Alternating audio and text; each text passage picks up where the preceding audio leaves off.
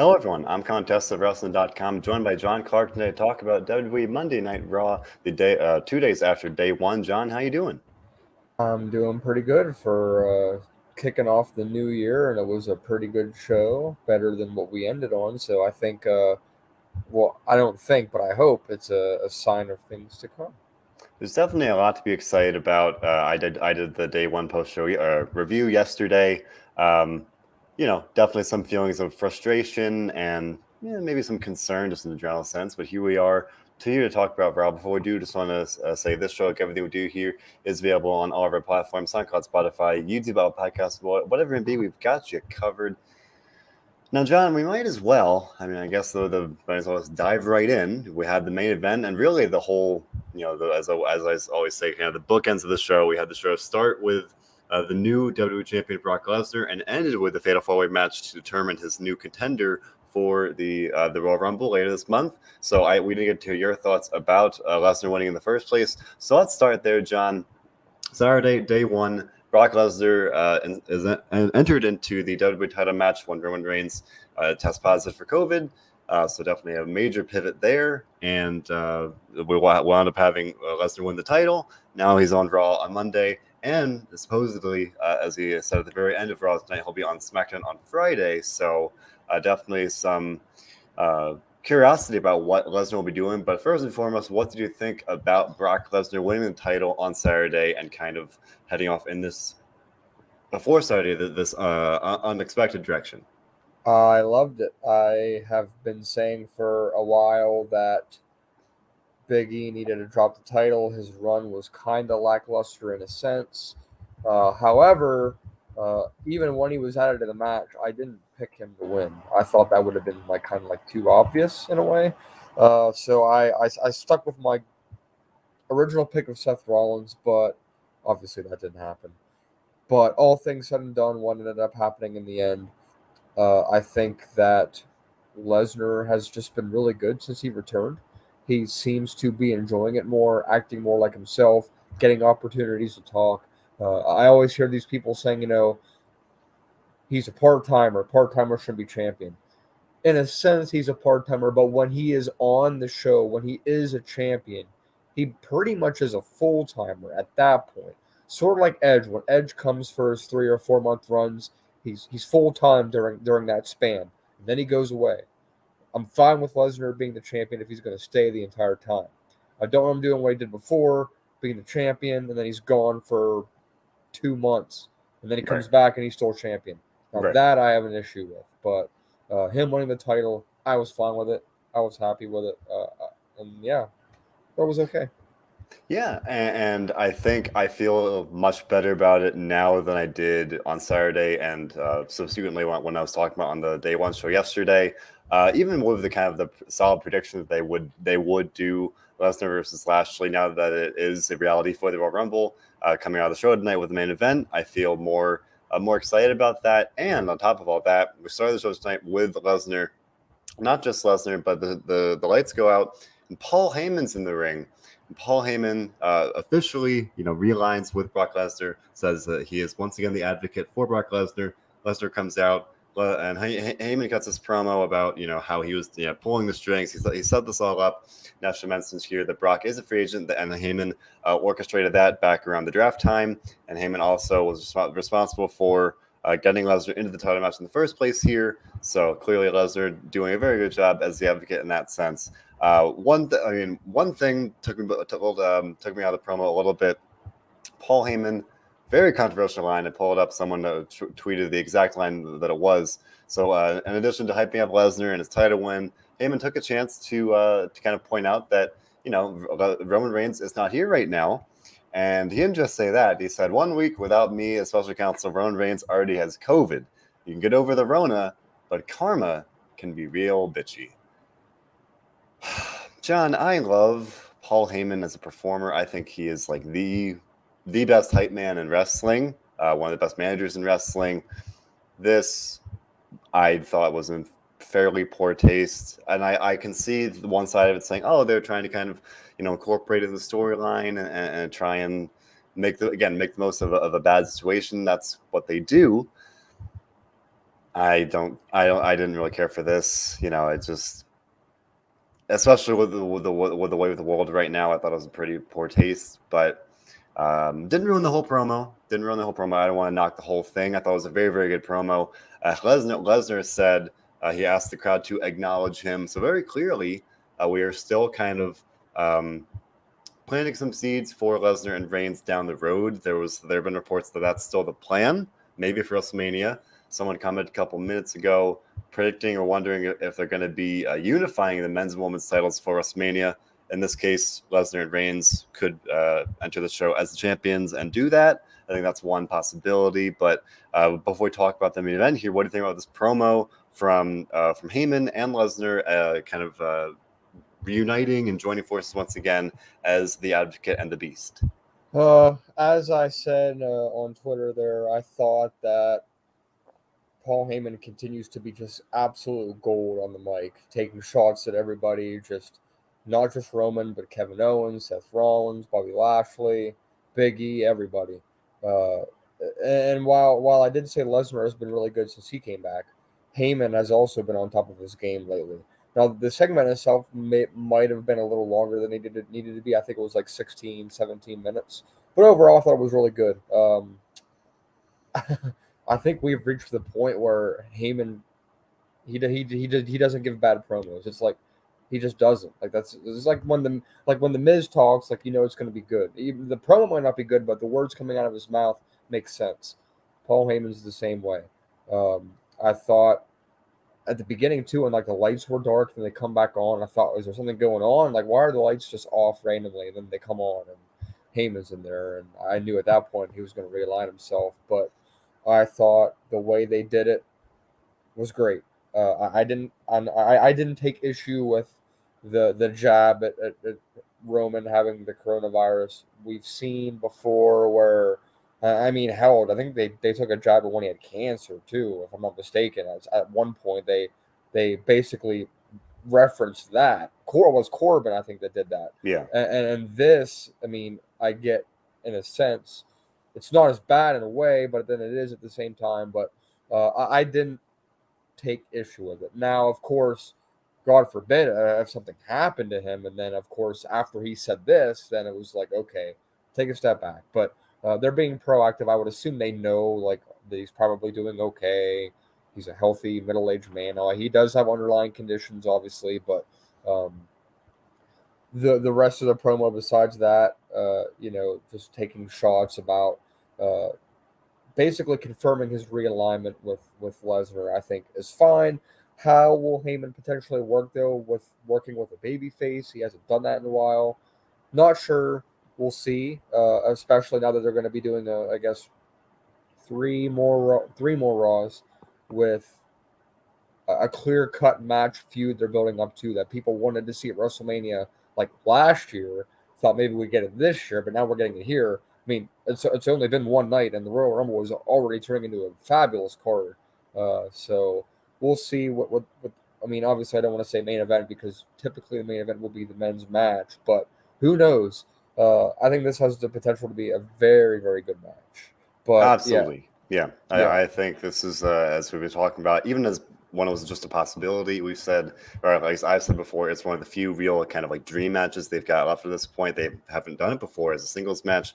Lashley has been saying for years he's wanted to face Lesnar, and the cards never really aligned the right way. And now, especially as a very, very good silver lining to the Roman Reigns situation, to everything else going on.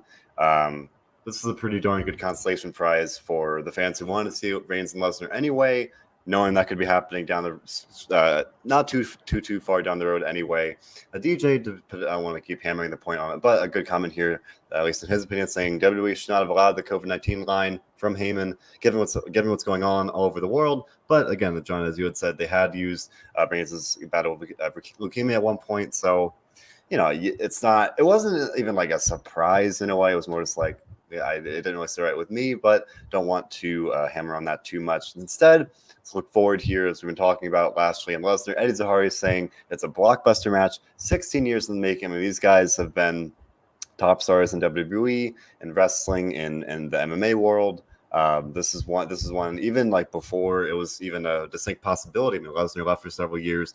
Last year, it was an Impact for several years, so it was off the table for a while. And then again, it was back on the table. But just even with Lesnar and Lashley being there, they're doing other things. Now we can find it's finally here. It's going to happen.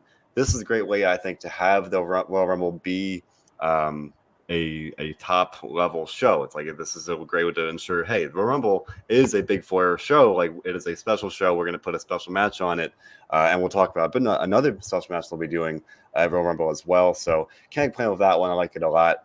You mentioned having the question about Heyman and Lesnar with this kind of new face heel kind of thing going on here. At the same time, we do know it's going to be Bobby Lashley facing Lesnar.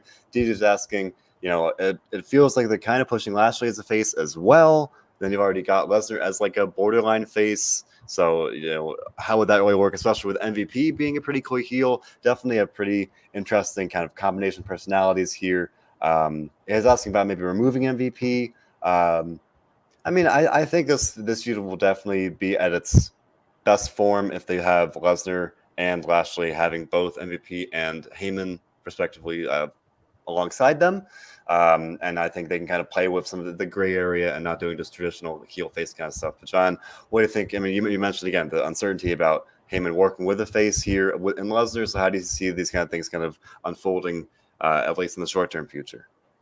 Well, I think that Lashley hasn't particularly been built up as a babyface. I think if he has, that's certainly not going to be the case anymore.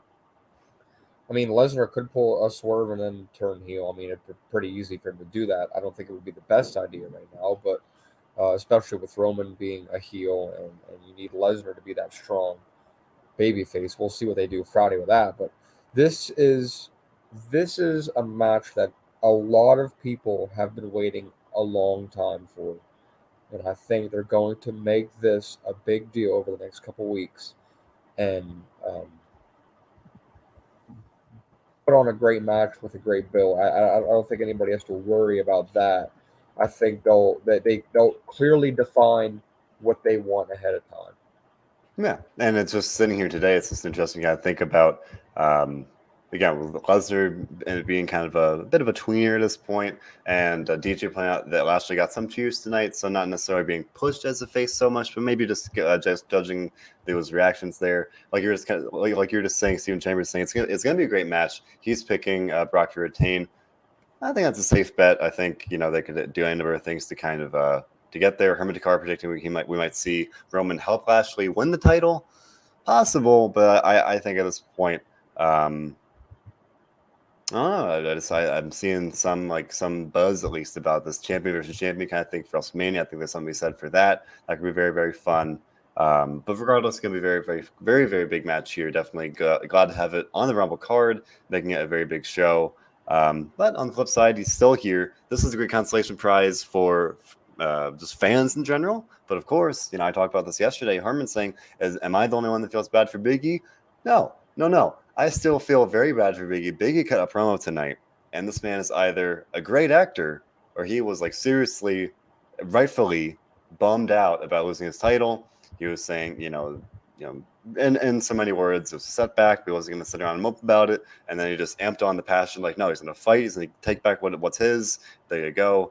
This is like a fighting champion, even if he's not the champion anymore. One of the better promos I can recall seeing from Big E.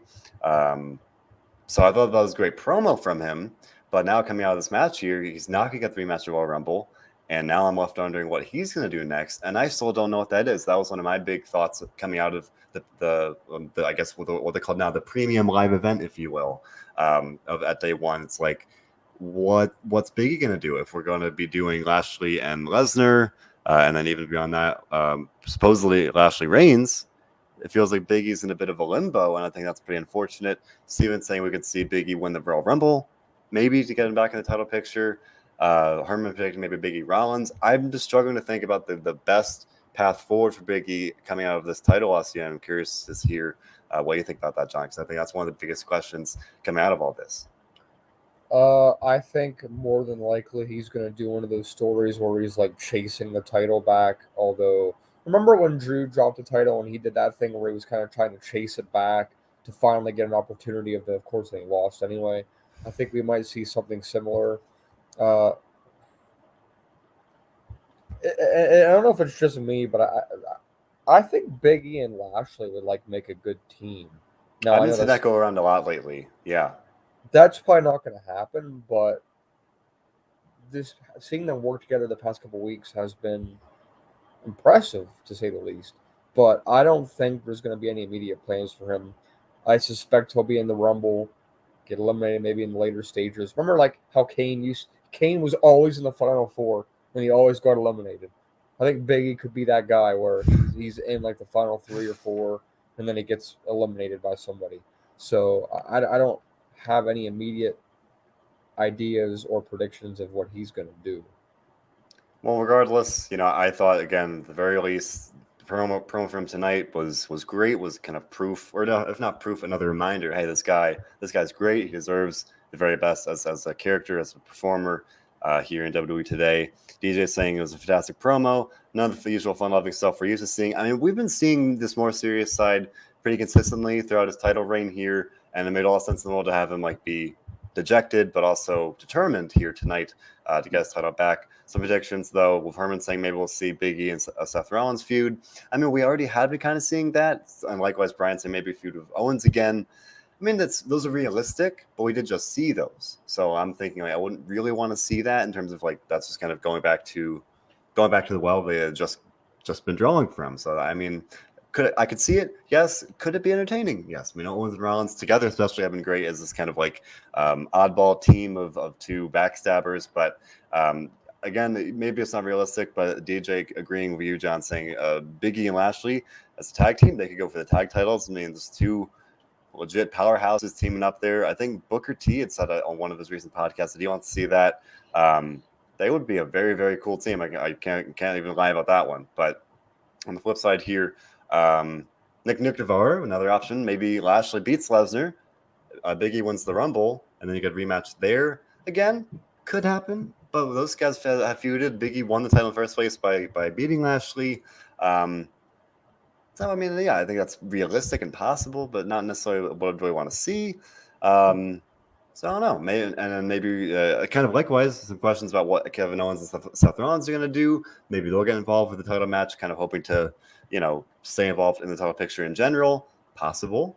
But overall, again, as I was saying, I think Biggie's improved a lot. Brian Everett agreeing. He would love to see Biggie versus Lesnar. I feel like they'll run it back at some point. At some point, Biggie's got to get a rematch somehow. Even if it's not for the title, just facing Lesnar itself would be great for him. So I hope the best for him, and I'm unfortunately, like you, John, pretty convinced he will be, again, I guess, in limbo for the short term here. A lot of comments bring up maybe Big E will enter the U.S. title scene. Again, I guess that's a good segue into talking about the U.S. title scene here tonight, because that was part of the show here. We had Damian Priest facing Dolph Ziggler in a match for the U.S. title, where if Priest got disqualified to count out, he would lose the title. So this obviously coming after a couple weeks where Damien unleashed his inner Damien, as they say, and he got disqualified against Ziggler. He just lost his temper. So obviously the big takeaway is that Damien needs some anger management. I've said it before, I'll say it again. This whole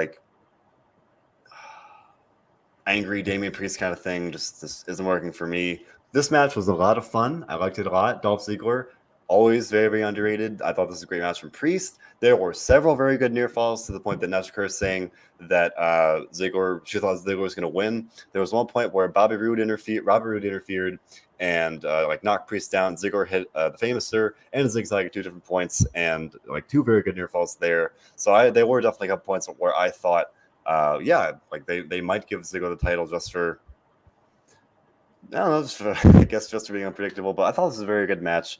Was not at all surprised to see Priest win. I'm just saying there were some good near falls here. But yeah, Stephen Chambers saying not digging Priest. He needs some shock treatment.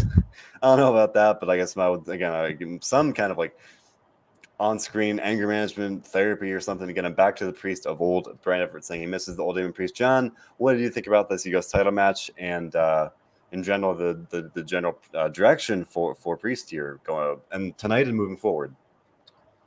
I thought it was a really good match, like you said. A lot of creative spots, close falls from both competitors.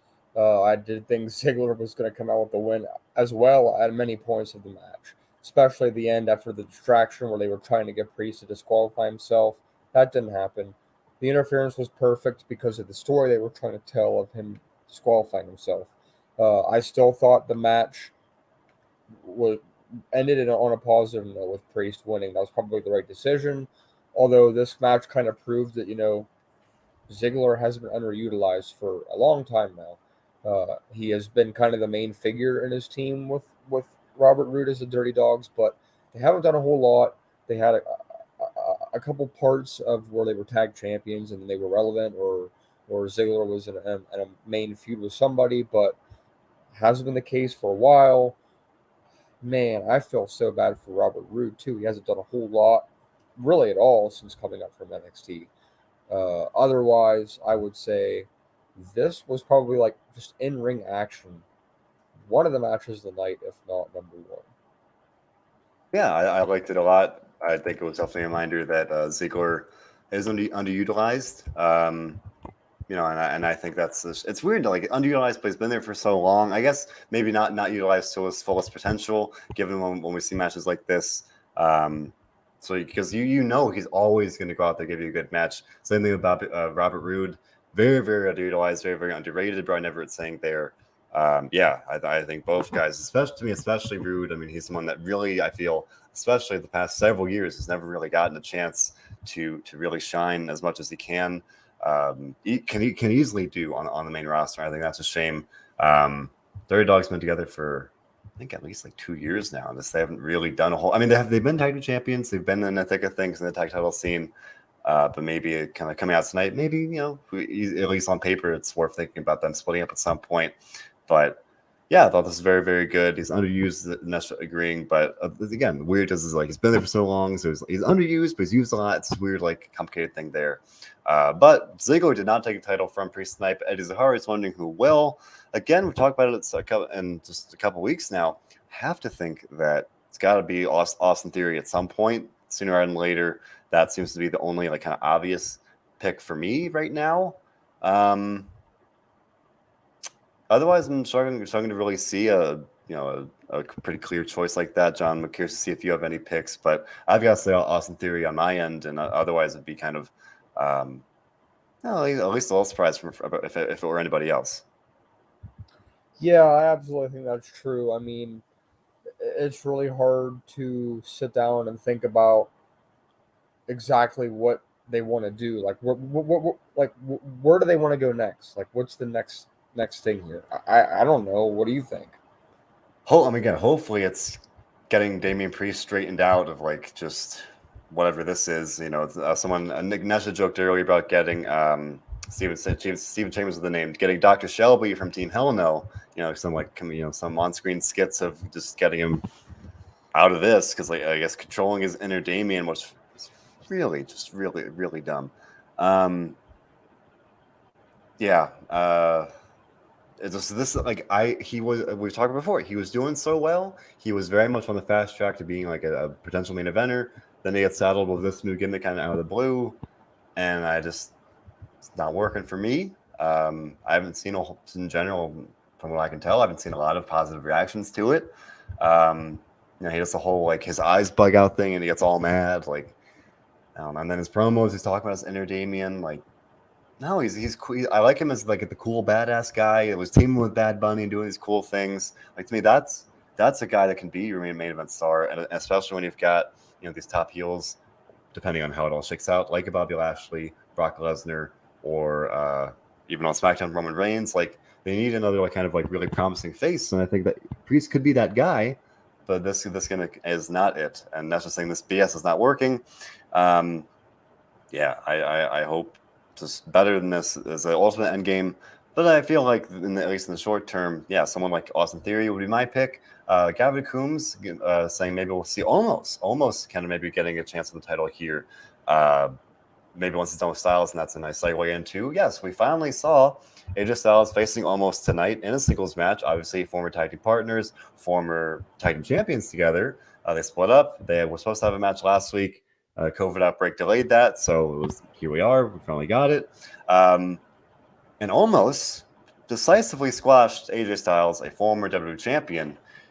So he's a made man, at least in the sense that he just beat a guy that is, for my money, a top star. Styles got in some offense, but from the get-go, almost overpowered him. And this match was pretty clearly just build up almost, make him look impressive, and that's what it did. Ness was saying she can't believe AJ lost. Brian saying that almost winning clean especially shocked him. John, what do you think about this? What about almost getting the win here? Real again with no shenanigans, no nothing, just a nice, clean, decisive win. I think WWE clearly wants to push Omos. Having him win this match will go a long way. I thought this was huge, probably his biggest win ever, especially as a singles superstar. The match, nothing to write home about. Slower pace than usual. Styles was doing most of the work, making Omos look good, taking bumps, slow to get up. What I want to know, though, is how this factors into the Royal Rumble and moving forward. Because Omos being a big man. We've seen before when people like the Big Show, the Great Khali, Mark Henry get in the Royal Rumble match, and everybody just teams up and gets them out of the way right there. But we had the Survivor Series Battle Royal that Omos won. It was a 25-man Battle Royal, and he won. He looked good. But nobody ever really tried to. At one point, they tried to team up, but he pushed them all away. I'd like to see maybe something similar in the Rumble. I'm not saying I want him to win. I don't want him to win, but I want him to have an impressive performance. AJ Styles, people upset. He's like the golden child. He can never lose. He can never do no wrong. I think it's fine they lost. He has said multiple times he's in that stage of his career where he's doing what he's supposed to be doing, and that's helping putting people over. It's fine. It really is fine. He'll be fine, AJ Styles. My gut reaction was like, oh, it was a little surprising to see him, get squashed like that heading into WrestleMania season. That can be a little tough kind of to bounce back from, but he is AJ Styles, so he'll be just fine. And no, that is where he's at, about wanting to kind of help the next generation. He's made that very, very clear, and I think that makes perfect sense. So, but yeah, due to point out, as someone who's been watching AJ Styles for years, he's never seen Styles get destroyed like that. I would agree. I've been watching Styles since his TNA days, so I can't recall anything like this. And that goes to show you that he really wanted to help kind of to get almost over like that. So I think he did. And of course, maybe we'll see something similar. I actually wouldn't think so. I don't think he's going to lose to Almost tonight and then lose to Grayson Waller tomorrow night on NXT. Damn, they don't have a match, John. I keep thinking they have a match. It's a confrontation. Oh, boy. Well, when they do have a match, I doubt that he'll be losing to Almost and Grayson Waller consecutively because, I mean, there's putting people over and then there's kind of burying yourself like that. So, but you mentioned the Royal Rumble and everything. Ed Zahar is saying Almost be the contender to eliminate the most people. I mean, yeah, they looked at that with big guys and Almost being just this mountain of a man. Absolutely. And Eddie's saying it'll take at least 3 to 4 people to eliminate him. I don't want to be that guy. But at Survivor Series, it's not like he was in there with Big E and some of the other like top level talent. He was in there with some of the people that were on there just to be on the card.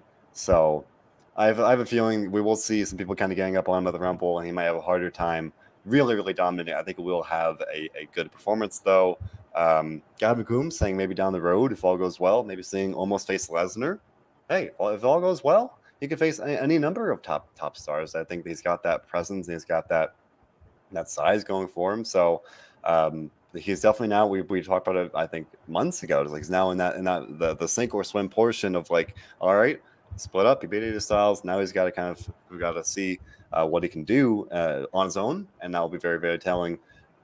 In a pretty, I feel like it will be pretty quick. We'll kind of tell, like, all right, like, not does he have it, but like, do they have the creative to kind of help him in that sense? So gonna have to wait and see there. But yes, and that's just saying he will probably at very least eliminate a lot of people in the Rumble. Most I would assume so. And just kind of look at least impressive, even if he doesn't win. So yeah, I thought this was good. I don't see them doing a rematch. Like there was not really anything to kind of to circle back to from this. He won fair and square, nothing really to it. Hopefully they move on to other things. What that is, I don't know. We've talked about it for weeks now, hoping we might see Styles and Edge WrestleMania. That still seems to be a compelling option. But gonna wait and say that one. But speaking of which, we do know what Edge will be doing at the Royal Rumble, John. We officially, as we've been widely expecting for several weeks now, It will indeed be Edge and Beth Phoenix versus The Miz and Maurice at the Royal Rumble pay-per-view. Beth Phoenix returning to the ring for the first time since Royal Rumble 2020. So definitely a very meaningful match there. John, what do you think of, I guess first, what do you think about their match at day one, leading to this promo tonight, and the road toward their match at the Royal Rumble? I am very excited for this. I am especially excited that I get to see it in person. But just as far as like everything that they did to kind of tease this and then actually finally go up to making it an actual match, I think that this has the potential to be a good mixed tag match. If Maurice and Beth Phoenix, I assume, are going to do some work between now and then to kind of get that what the moves they want to do down, the spot, stuff like that. I think this ends up screwy, goofy, some way that it'll continue where we'll get Edge and The Miz again in a singles match, probably in Saudi Arabia. I doubt WrestleMania, but maybe, who knows. Uh, but I am, and I agree with Steven. He said Beth looks great. She does. Uh, she has the look. She got the hair going on, the Yeah. theme, the thing she does, doing that again, and I think it's gonna be great. Yeah, she's got this like she's the Glamazon, and she's got this like warrior like mohawk going. Definitely looks like like a warrior. So it's cool to see her come out tonight, coming out of day one.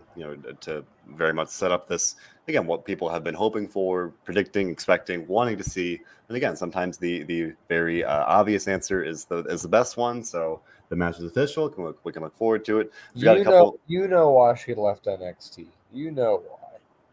Tell me why, John. For this. Of course. To wrestle again. Of course.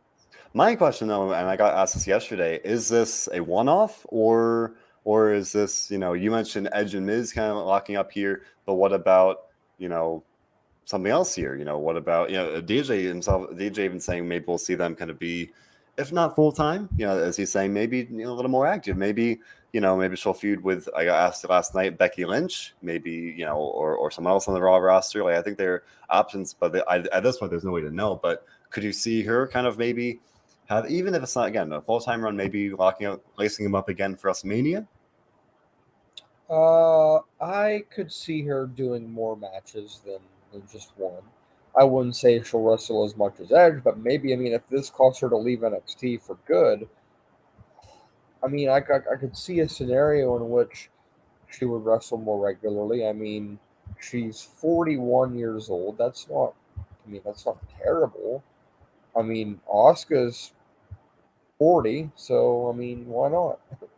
We often see, people in their early 40s, mid 40s, late 40s. Heck, Sting is 62, still wrestling. Bobby Lashley. Like people, age is just a number, folks. Lesnar, you never know, right? John just said Lesnar, that's because the age is there. Like that's not necessarily saying, oh, it's like she's not going to be wrestling again or whatever. Like she's coming back, and if one off, I'm sure it'll be great. If there's more to it, I'm sure it'll be exciting. Gavin saying that Beth versus the cocky Becky would be a great storyline there. Again, maybe if it's not the Royal Rumble, if it's not WrestleMania, maybe if they have like a fast lane kind of thing, maybe. That's an option, especially if they're not really confident in some of the other options. We'll be talking about the women's division in a minute here. But yeah, I'm glad to have her back. I think she was one of my favorites when I was growing up. The claims on here, I've always liked this comparison. Brian Everett comparing her to the closest thing to the late China. Loves her new look and presence. She's a badass, and she looks like one again with her warrior like mohawk here. So glad to have her back. You can tell Edge is having fun with it as well. I was wondering if we could see them doing double duty in her and Maurice in the Rumble. Maybe, especially if they're shorthanded, which I think is a valid concern at this point due to the pandemic and the releases here. I think that would make sense. But yeah, I think this feud will kind of blow off at the Royal Rumble. I would assume Edge and Beth would win. That would be my prediction here. More support even for the Beth and Becky idea. But overall here, definitely you guys seem happy to have Beth back. Brian's saying happy she's back. She's one of the GOATs in women's wrestling. So yeah, I think this is yet again, like Lashley and Lesnar, a very good match to have on the Rumble card to make it feel like a special show. John will see it in person. So there you go.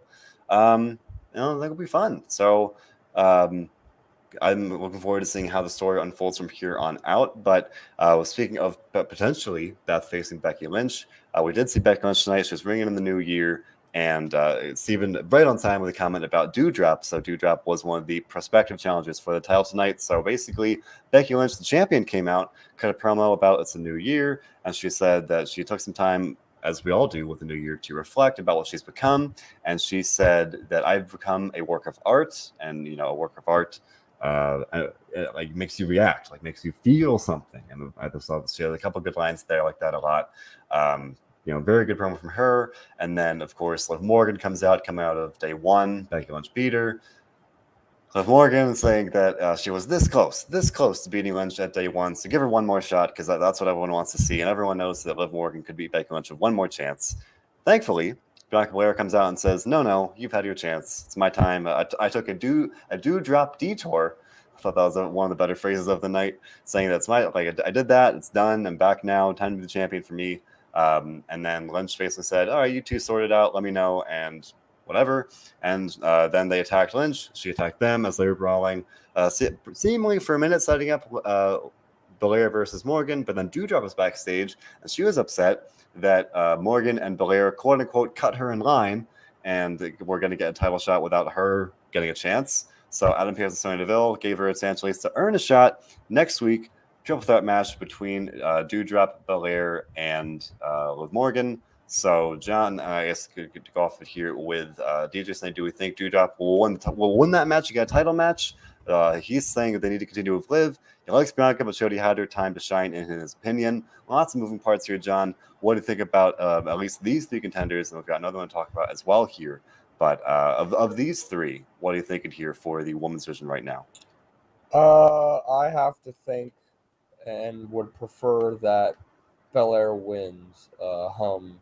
She's been on fire lately. She's been winning a lot.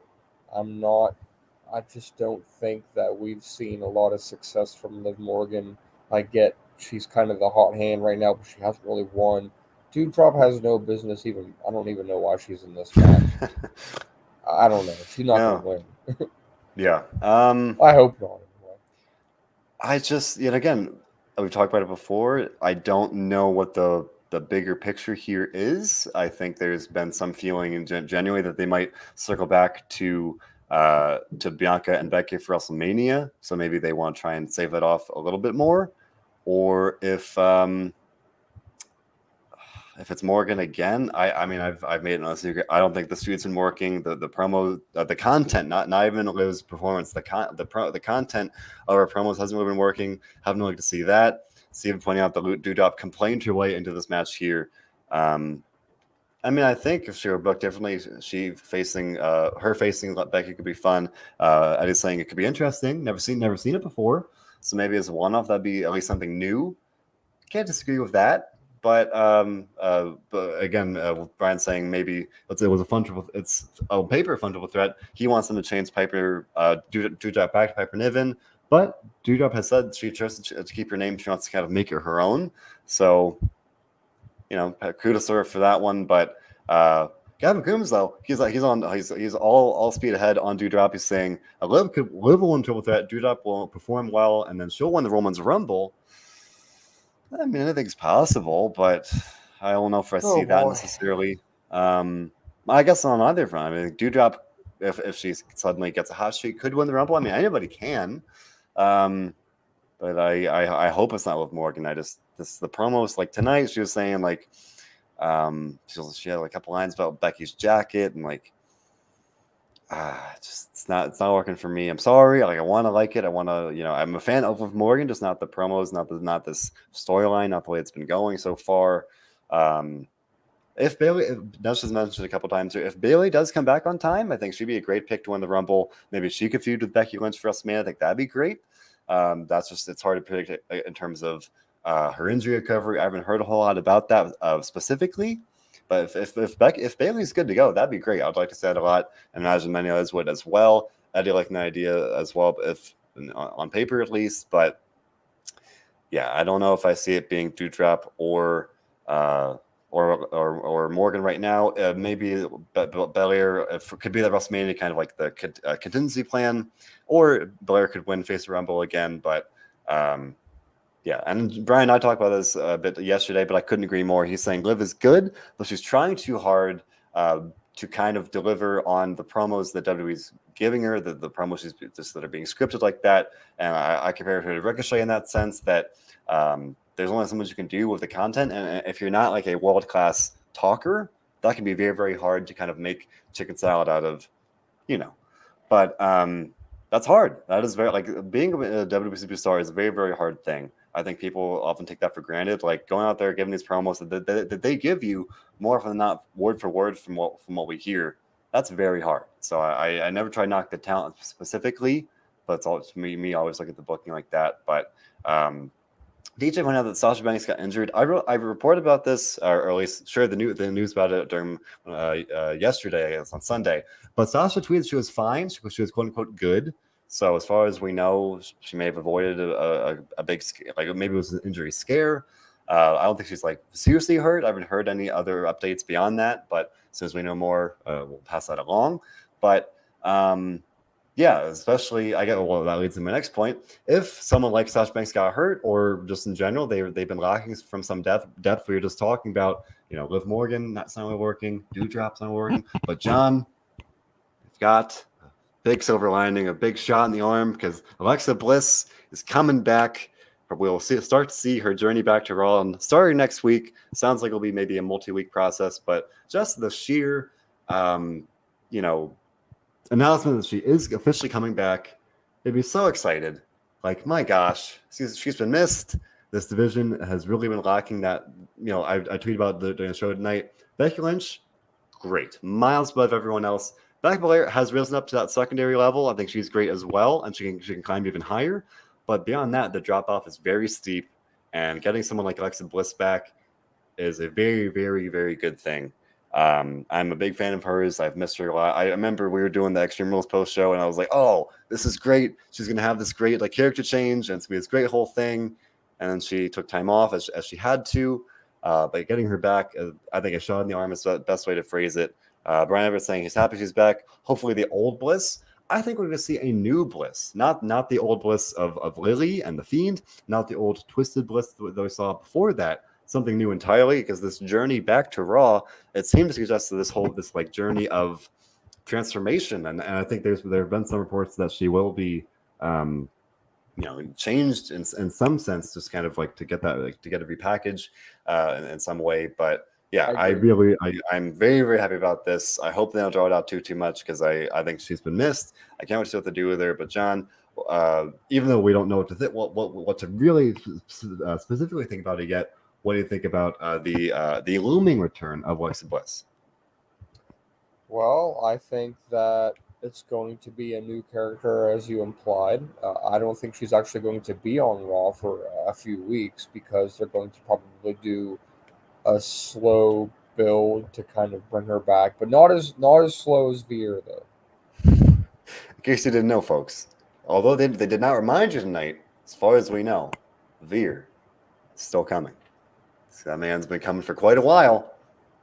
Oh God, John, I think the Raw show you weren't able to make, I was just took a lot of restraint to not just go off about the way the Veer just keeps coming. It's like, oh, it's so good. It's so good. I wish we were sponsored by Blue Chew. It's like, it's right there.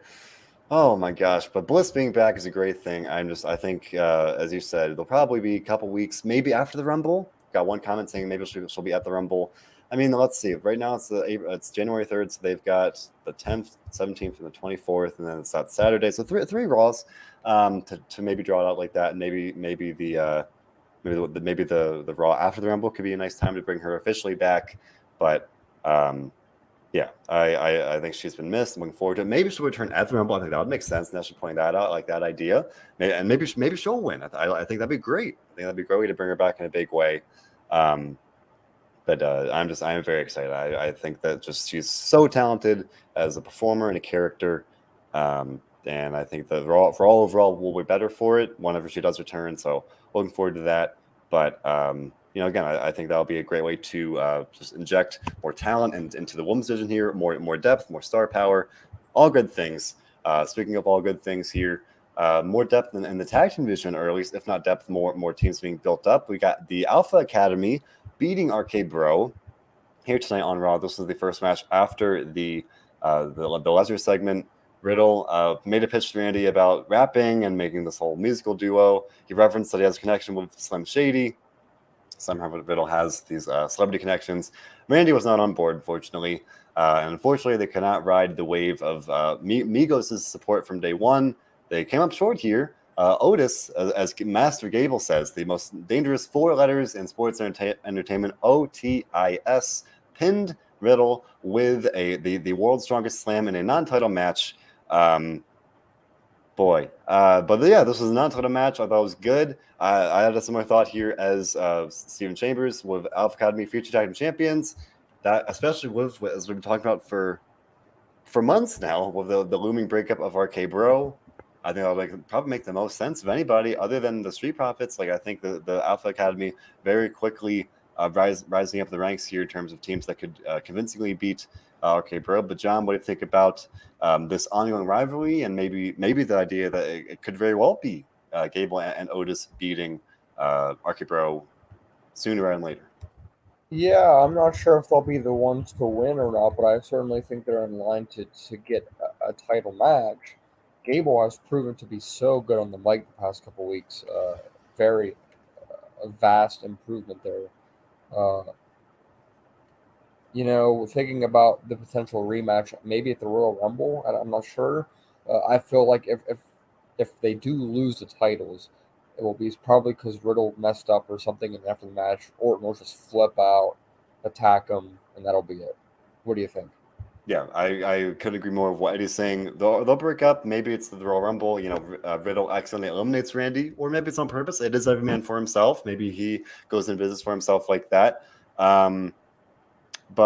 Yeah, if that means maybe that happens first, and then they have a tag title match, and then that's the straw that broke the camel's back. If they lose or if there's miscommunication, who knows? I think something like that would make a lot of sense. But do you just say Alpha Academy, they're gonna be the new champions? It's coming, just like Veer. Oh, it's so good. It's so good. Maybe we'll have the Alpha Academy win the belts and Street Profits, next in line after them, kind of a hot potato kind of thing, maybe. I think that would make some sense as well. Or even if not, it's like a hot potato, more of a decent reign, but then give it back to Street Profits. Again, I talked about it last night a little bit. I think the Street Profits sooner and later they could pretty easily kind of give Montez Ford like at least a trial run as a singles guy. I think they could definitely can and should do that at some point soon. Sort of like they did with Kofi.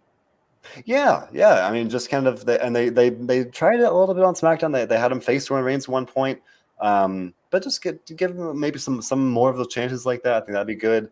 Talking about maybe needing some more tag team depth. Eddie Zahari saying maybe we could see Kevin Owens and Seth Rollins actually be an official team. They've been kind of working together. They have great chemistry. We've seen that much at least. But maybe we'll see them into the mix. Maybe, I mean, even for a one-off facing RK Bro, that could be fun. We'll talk about Montez Ford more in a minute because they had a match as well here. But my money at this point is probably on, I guess, coming out tonight on Alpha Academy.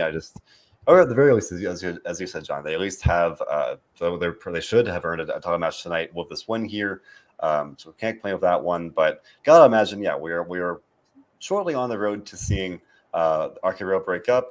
DJ wondering if we could see Riddle leave Orton and win the Rumble. We've been seeing a lot of predictions that Orton will turn on Riddle, but having Riddle kind of leave of his own accord, maybe. I don't necessarily see that happening. I think he's the guy. The whole story is he so badly wants to be Randy's friend. I don't think he would willingly leave him. I think it's going to have to be Randy breaking his heart, turning on him, and that's going to be this heated WrestleMania story. So. That's my prediction. I think that writes itself. I hope they do that because, again, some of the most obvious thing is the best path forward. So I look forward to seeing that. Nasha saying she's very, very happy to see Riddle tonight and on NXT tomorrow night on Tuesday. He'll be facing Imperium alongside MSK in a 6-man match. So if you're a fan of Riddle, as Nasha, we know you are, and I'm glad that you get that excitement. You're like, oh, we gotta get Riddle 2 nights, sometimes 3 nights a week. So. That's great.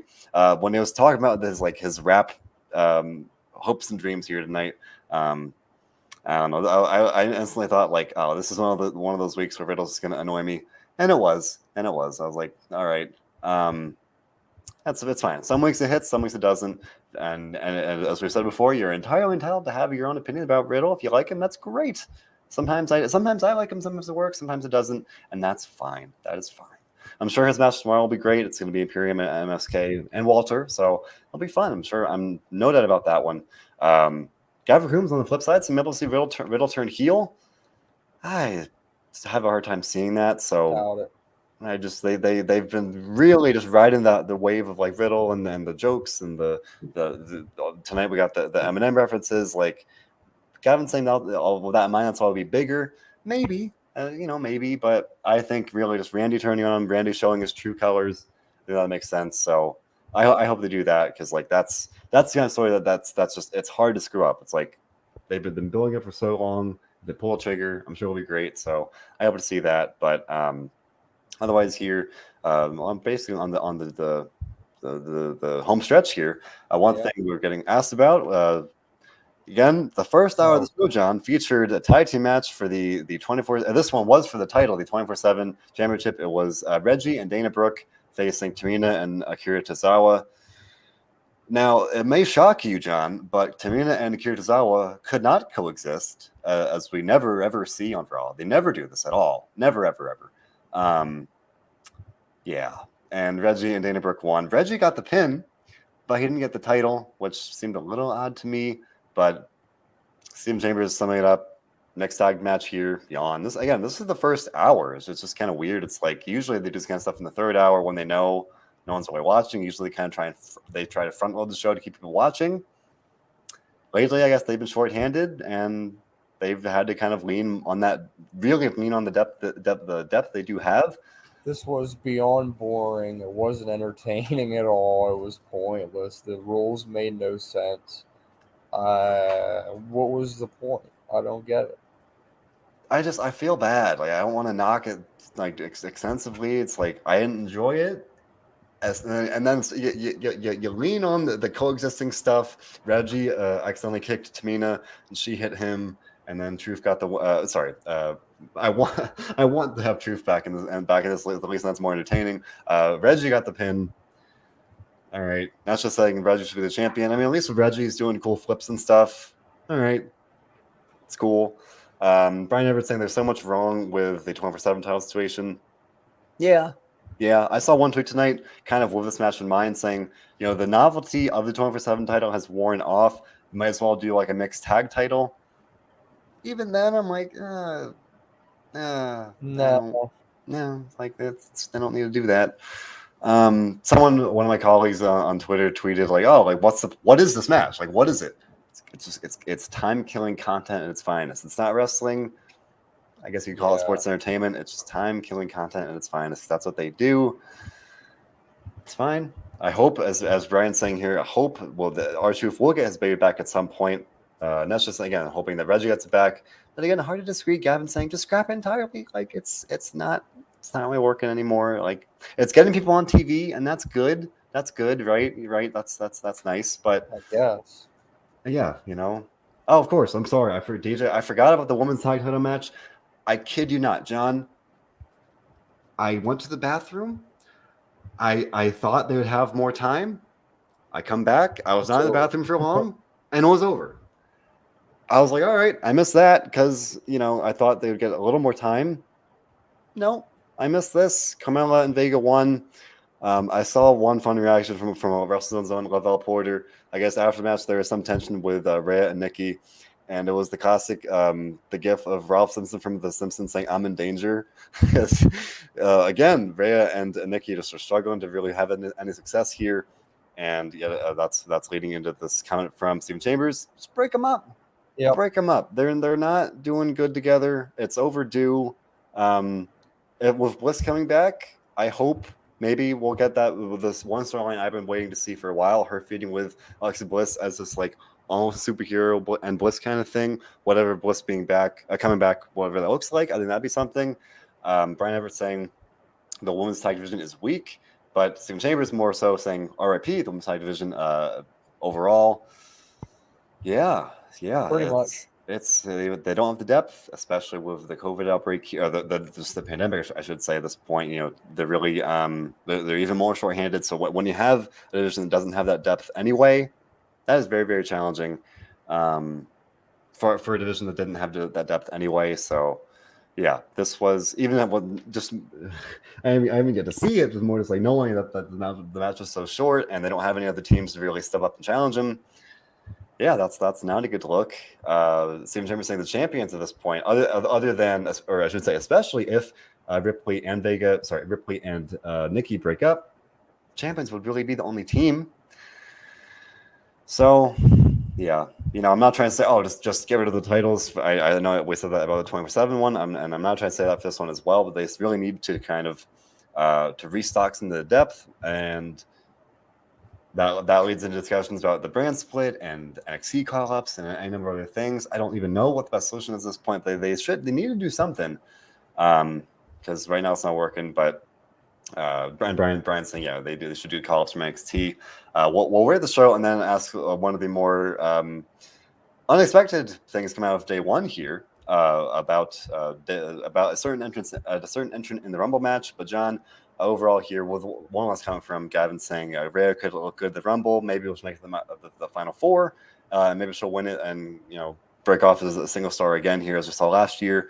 But maybe that'd be a good silver lining for her. But John, coming out of day one with Brock Lesnar with some good matches here tonight with a great main event overall here. First Raw of the new year 2022. What do you think of show tonight 1 to 10? I'm gonna go with a 7.4. I thought it was above average. Good matches created, stories developed for the upcoming pay-per-view. I'm excited to see where it goes. You say it's 7.4, and my gut reaction was like, what? That's too high. But then I'm like, no, they had Brock Lesnar, Paul Heyman had a very good promo, great main event. They set up Lashley Lesnar and officially delivered on that. Ziggler Priest was good. And I thought Alpha Academy Arcabre was good as well. Plenty of stuff to enjoy. Some things not so much. For me, Bliss, just the mere announcement that Bliss will be coming back, probably going to prop up my number a little bit. I'll go for a 7.5, a very generous 7.5. Start off the new year. Maybe that's more indicative of my hope for the future, despite my best. I guess cynicism in some ways. Now it's just saying giving a 7.5 as well. Steven a little lower with 6.5. Brian Everett with a 6.9, saying he loved the Fatal 4-Way in the main event. Gavin with 6.8 overall solid. Laura Rocket with a 6.2. DJ way up with a 9.2, saying actually enjoyed it for once. Main event was at least 30 minutes, and they battled all the way to the concourse. We talked about that. Yes, they battled all the way up to the concourse. It was a very, very fun main event. Didn't want to skate over that too much. Very, very solid. It actually got time. And contrary to the usual pattern, they had the entrances and maybe had like 1 or 2 video packages or whatever. But by and large, the match actually got time. And this coming out of day one where the main event got I think less than 9 minutes, which is crazy. They actually gave us some time. So I thought that was very, very good. Nando giving a 6.7 Devil Duck and saying Brock saved it. Kevin Taylor with an 8.5 as well. Not a bad show by any means. This is probably as best you could even hope for at this point. Again, with the unexpected pivot to Brock winning the title and riding forward with that, Brock said he'll be on SmackDown on Friday, so looking forward to seeing that as well. Street Profits had a good match with Street Profits faced Communities and Apollo Crews. It all works together. It was a good match. Montez Ford had a great frog splash. Always a highlight of the show. That's why I gave it a 7.5. That man is just an absolute amazing athlete. Hope for big things for him heading into 2022 here. But yeah, good show. Now here we are pressing forward onto NXT New Year's Evil. We gave some of our predictions last week, but John, we're getting asked for any last minute predictions from Stephen Chambers for New Year's Evil. Again, gotta imagine Braun Breaker. It's his match to lose at this point. Otherwise, all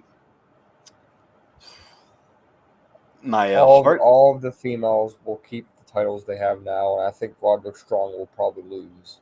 Oh, for sure. Roderick Strong, I love him. Yeah, I don't think he's winning that match. I think that one is definitely going to be for Kamaru Hayes, to really establish him. I want to see Imperium win to get them established, but I feel like it's going to be MSK and Riddle. But I think it'll be a good match either way. I think it'll be a good show, just like Halloween Havoc. It'll be a good show. And one thing that we didn't really touch on, yes, one thing I never, it was not on my bingo card for the wrestling world in 2022. Johnny Knoxville of Jackass fame will be in the Royal Rumble, the prestigious, the legendary Royal Rumble match later this month for WWE, chasing a title shot. So supposedly for WrestleMania, John, what do you make of this, Johnny Knoxville? No, it's not unprecedented, but it is pretty darn weird. I am not amused by it. It'll last like 15 seconds. It's a waste of a spot. I don't understand the point. I get they're promoting a movie that's coming out a month from today on February 4th, but I don't know. I don't like it. I don't like it at all. They could have. He was already backstage. Like I think it was a SmackDown. They could have easily had him like be call back to like the guest host era. Had him like have a segment or something. Yeah, I think it's a little silly. But again, if they're especially if they're shorthanded, it's fine. Like in a way, as you just said, it'll be 15 seconds, so it's fine. Whatever. Steven saying he'll be number 1 and almost be number 2 and almost will just or he'll eliminate himself. DJ with a similar comment as well. Gavin saying he's gonna be number 30. Can you imagine? Oh my gosh. Gavin saying maybe he'll actually take some bumps, so he'll be on for a couple minutes. Maybe. Yeah, I don't think it'll last too long. I think it's just going to kind of be for laughs, and that's fine. But for NXT, DJ predicting it will be Cora Jade tonight. She'll win the title. I don't think not quite yet. She had a great breakout moment at War Games. I think we'll have to wait a little bit longer for her potential crowning moment there. And yeah, Brian Everett, definitely I got to feel like it's going to be Breaker. Could Ciampa get called up? Maybe. But at the very least, I think Breaker winning is pretty much a lock at this point. Same with Carmelo Hayes. I think it'll be a good show, even with myself being a pretty outspeaking critic of NXT 2.0. I think it'll be a good show. So I'm actually looking forward to it for some of these matches here. I think it'll be good. These special events are fun, so I'm looking forward to it. We'll be here to talk about it. Otherwise, we've got a great stream of interviews constantly coming to you guys on all of our platforms. As I said earlier, you know where to find us: SoundCloud, Spotify, YouTube, all that good stuff. Leave a like and subscribe. We've got this show for Raw, NXT podcast, me and John on Tuesdays. Schedule permitting, Robert and I talk about SmackDown on Fridays. Otherwise, the two Dynamite dudes on the Rampage, Marcus and Dominic, cover all things AEW. And we've got a great stream of interviews constantly coming to you guys. Bill Pritchard recently interviewed Mickie James and Moose, the Impact World Champion. I recently interviewed the Internet Champion himself, Matt Cardona. Make sure to check that one out. That should be up this week as well. All these things and more always available. But with that in mind, yet again, now that are once again back in the way of saying our disclaimer, the world is a terrifying place. We try and escape through wrestling. Sometimes you can't really do that. But we try just to relish wrestling and enjoy it for what it is, to make the most of it and come on the show. So with that in mind, especially, I want to take a moment to genuinely thank you all for your support. Wouldn't be here without you all listening to us for over an hour, ramble and rant about this wild, wacky world of wrestling here. So with that being said, seriously, please stay safe, make good choices. Scary times, but yes. Regardless of it all, regardless of what's going on and in the real world out there, we're here talking about the very niche world of wrestling because, John, at WrestleZone, we do one thing above all others, and can you tell me what that is? Enjoy wrestling.